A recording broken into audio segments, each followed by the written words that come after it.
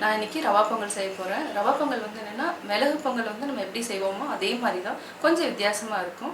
வாங்க எப்படி செய்யறதுன்னு பார்க்கலாம். நம்ம இன்றைக்கி ரவா பொங்கல் செய்ய போகிறோம். ரவா பொங்கல் செய்கிறதுக்கு தேவையான பொருட்கள் என்னென்னா, ரவை வந்து நீங்கள் 250 கிராம்ஸ் எடுத்துக்கோங்க. அதேமாதிரி பாசிப்பருப்பை வந்து இப்போ 200 கிராம்ஸுக்கு வந்து 50 கிராம்ஸ் வந்து பருப்பு எடுத்துக்கிறோம். பாசிப்பருப்பு எடுத்து நான் வேக வச்சு நான் இப்போ வச்சுருக்கேன். அடுத்தது என்னென்னா கீ வந்து என்னென்னா கொஞ்சமாக எடுத்துக்கோங்க. ஏன்னா பெரியவங்களாம் சாப்பிட்றதுனால நம்ம வந்து கீ வந்து ஒரு 25 ml எடுத்துக்கலாம். அதே மாதிரி ரீஃபைண்ட் ஆயில் வந்து 25 ml எடுத்துருக்கேன். பெருங்காயம் தாளிக்கிறதுக்கு, தேவையான அளவு உப்பு. இது வந்து என்னென்னா நார்மலாக நம்ம மிளகு பொங்கலுக்கு என்ன போடுறோமோ அதே தான் போடுறோம்.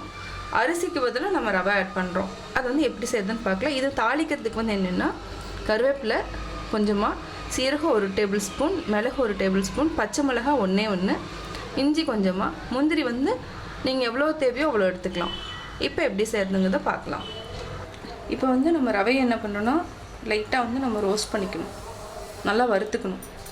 அப்போ தான் வந்து ரவை வந்து பச்சை வாசம் இல்லாமல் இருக்கும். அதுக்காக நம்ம ரவையை வந்து நல்லா வறுத்துக்கிறோம்.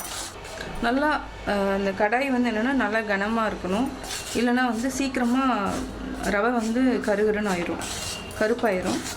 ஸோ இது மாதிரி கனமான பாத்திரம்னா மெதுவாக சூடாகும், கொஞ்சம் ஈஸியாக வந்து அந்த கருப்பாகாமல் பார்த்துக்கலாம். நம்ம நீங்கள் ரவை வறுக்கிறதுனா நீங்கள் எப்போவெல்லாம் ஃப்ரீயாக இருக்கிறீங்களோ அப்போ கூட வறுத்து நம்ம வந்து ஒரு கண்டெய்னரில் நம்ம போட்டு வச்சிடலாம், டைட் கண்டெய்னரில்.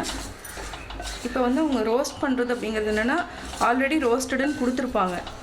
ஆனால் என்னென்னா அது இருந்தால் கூட நம்ம திருப்பியும் ஒரு டைம் ரோஸ்ட் பண்ணிட்டோன்னா இன்னும் கொஞ்சம் நல்லாயிருக்கும்.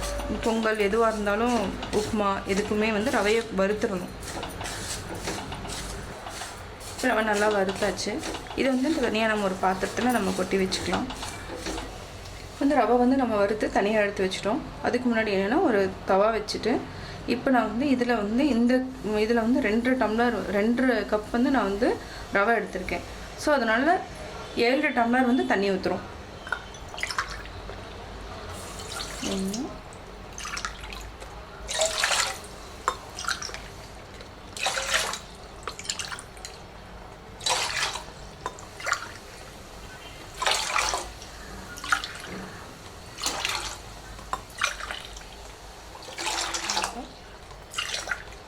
ஏழு டம்ளர் நம்ம தண்ணி ஊற்றிட்டோம். நல்லா தண்ணி வந்து கொதிக்கணும். இந்த ரவா பொங்கலுக்கு வந்து என்னென்னா ஒரு சிலர் மஞ்சத்தூள் கூட போட்டு செய்வாங்க. தேவைன்னா உங்களுக்கு கலர் வந்து வேணும் அப்படின்னிங்கன்னா நீங்கள் மஞ்சத்தூள் கூட போட்டு செஞ்சுக்கலாம். இப்போதைக்கு தண்ணி நல்லா கொதிக்கணும். கொதிச்சதுக்கப்புறம் நம்ம ரவை போடணும், ரவை வந்து ஆட் பண்ணணும். இப்போ என்ன 7 டம்ளர் தான் தண்ணி ஊற்றிருக்கேன். ஆல்ரெடி பருப்பு வேக வச்சதுலேயும் தண்ணி இருக்குது. இன்னும் ஆக்சுவலாக 1 டம்ளர் நம்ம எக்ஸ்ட்ரா விடணும். அதை வந்து பார்த்துட்டு செக் பண்ணிவிட்டு நம்ம விட்டுடலாம். தண்ணி வந்து அதிகமாக இன்னும் கொஞ்சம் ஆட் பண்ணணும், செக் பண்ணிக்கலாம். இப்போ வந்து தண்ணி வந்து இப்போ கொதிக்க போகுது. அதுக்கு முன்னாடி என்ன பண்ணுறோன்னா, இந்த ஆல்ரெடி நம்ம வந்து பாசிப்பருப்பு வேக வச்சுருக்கோம். இந்த தண்ணி வேக வச்சு இது பண்ணி அந்த தண்ணியும் நம்ம இதில் ஆட் பண்ணிக்கலாம், பாசிப்பருப்போடு ஆட் பண்ணிக்கலாம். ஏன்னா தண்ணி வந்து நிறையா இருந்துச்சுன்னா தான் அந்த பொங்கலினோட அந்த டேஸ்ட்டு நல்லா லிக்விடாக வரணும். ஸோ நல்லா டேஸ்ட்டாக இருக்கும்.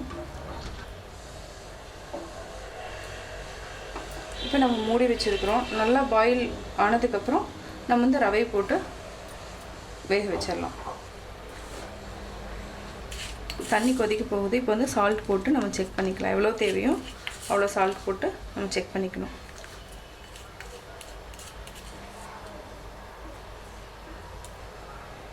ரவை போட்டதுக்கப்புறம் நம்ம சால்ட் போட்டோன்னா அது வந்து ரொம்ப ஒரு சில இடங்களில் சால்ட் இருக்கும், ஒரு சில இடங்களில் வந்து இல்லாமல் போயிடும். ஸோ அதனால் தண்ணியாக இருக்கிறப்பவே நம்ம அதில் போட்டு சால்ட்டு நல்லா மிக்ஸ் பண்ணிட்டோன்னா நல்லா கரைஞ்சிரும். தண்ணி கொதிச்சிருச்சுன்னா ரவை வந்து போடணும். பட் ரவை போடுறப்ப நீங்கள் என்ன நல்லா கிளறி விடணும், இல்லைன்னா எல்லாம் கட்டி கட்டியாக இதாயிரும். கொதிக்கிற ஸ்டேஜில் நீங்கள் என்ன பண்ணணும்னா லோ ஃப்ளேமில் வச்சுக்கோங்க. எப்போவுமே லோ ஃப்ளேமில் இருக்கட்டும். ஹை ஃப்ளேமில் இருந்துச்சுன்னா டக்குன்னு இதாயிரும், எல்லாமே கட்டி பிடிச்சிரும். இப்போ லோ ஃப்ளேம் வச்சுக்கலாம். கொதிக்க ஆரம்பிச்சிருச்சு. ரவை வந்து மெதுவாக போடணும். நல்லா கிளறிட்டே வாங்க.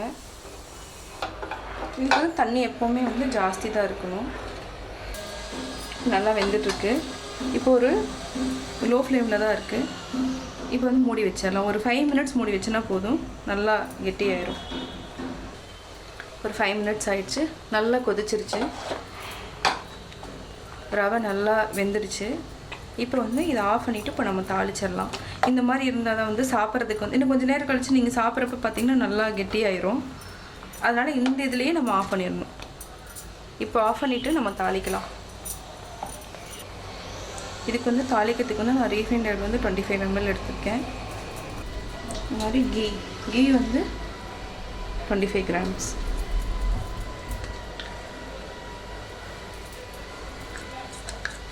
கீ வந்து நம்ம வந்து நிறையா சேர்த்தணும்னு அவசியம் இல்லை.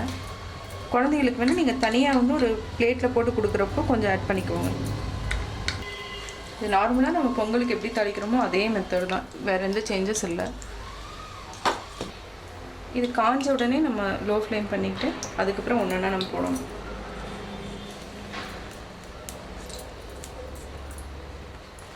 சீரகம், மிளகு, பச்சை மிளகாய்,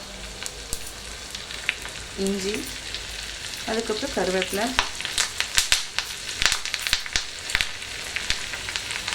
முந்திரி கொஞ்சம் நல்லா வதங்கணும். முந்திரி இன்னும் ஃப்ரை ஆகலை, ஃப்ரை ஆகிட்டுருக்கு.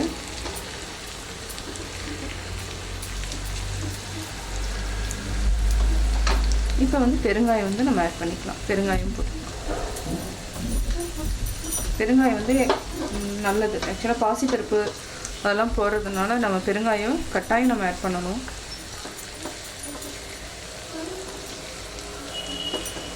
இதை வந்து நம்ம வந்து என்னென்னா ரவா பொங்கல் செஞ்சு வச்சுருக்கிறத இப்போ அதில் வந்து நம்ம ஆட் பண்ணணும். கேஸ் ஆஃப் பண்ணிடலாம். இப்போ வந்து நம்ம இதை வந்து எடுத்துட்டு இந்த இதில் ஊற்றணும்.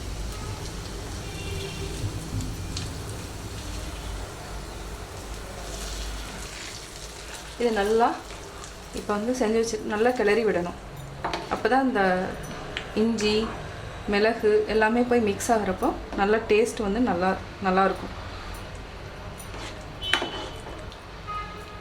கீ வேணால் நீங்கள் இன்னுமே நிறையா கூட ஆட் பண்ணிக்கலாம். பட் கீ வந்து ஏன்னா எல்லாருமே சாப்பிட்றதுனால கீ ரொம்ப ஆட் பண்ண வேண்டாம். குழந்தைங்களுக்கு மட்டும் நீங்கள் நிறையா கொடுத்துக்கோங்க. ஏன்னா ஈஸியாக சாப்பிடுங்க குழந்தைங்க. இந்த மாதிரி செஞ்சு கொடுத்துட்டுனா ஈஸியாக வந்து சாப்பிட்ருவாங்க. இப்போ ரவா பொங்கல் ரெடி ஆகிடுச்சு. வேறு பாத்திரத்தில் நம்ம மாற்றிக்கலாம். சுவையான ரவா பொங்கல் ரெடி. நான் ரவா பொங்கல் எப்படி செஞ்சேங்கிறத பார்த்துருப்பீங்க. வீட்டில் ட்ரை பண்ணி பாருங்கள். கட்டாயம் உங்களுக்கு பிடிக்கும். பிடிச்சிருந்தால் லைக் பண்ணுங்கள். மறக்காமல் சப்ஸ்கிரைப் பண்ணுங்கள்.